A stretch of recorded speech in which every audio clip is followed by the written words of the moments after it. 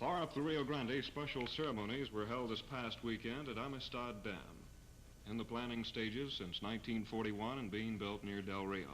Channel 5 News flew to the scene to cover the ceremonies at the project important to the valley. Many dignitaries were on hand. Under a hot sun, interested persons from throughout the Del Rio area were gathered for the event. Special guests were U.S. Commissioner Joe Friedkin of the IBWC from El Paso.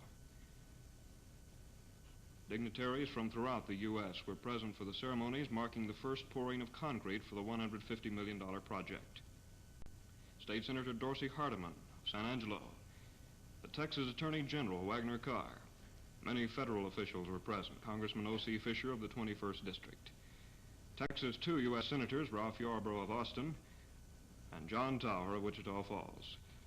A special guest was a visiting U.S. Congressman from Alabama, AMISTAD Selden, longtime champion of AMISTAD Dam. Principal address at the ceremonies was given by senior Texas Senator Ralph Yarborough, who praised the project as a great engineering feat and a symbol of the continuing friendship between the United States and Mexico. Yarborough cited the capricious nature of the Rio Grande through the years, and he said the giant AMISTAD would control the waters. AMISTAD Dam will be 254 feet high above the original Rio Grande stream bed. Sheer bluff on both sides of the river rise some 150 feet from the riverbed at the actual dam site. The main dam structure of concrete will be some 100 feet higher. The dam spillway section will be located in the river channel, will have 16 gates some 50 feet wide each. From the heights above the riverbed, spectators heard construction details of the massive dam given, while preparations were being made down below for the first pouring of the concrete. Signal for the event was the firing of flares in a high arch over the Rio Grande.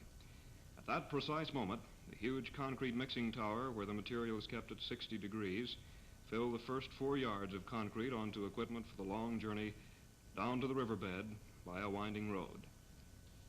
Height of the dam was graphically illustrated by the dwarfing of the huge moving equipment, far below the assembled spectators.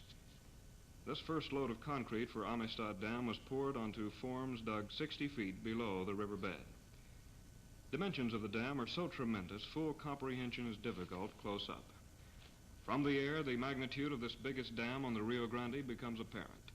Concrete for AMISTAD will require 1,700,000 cubic yards, about 1,400,000 more than Falcon Dam.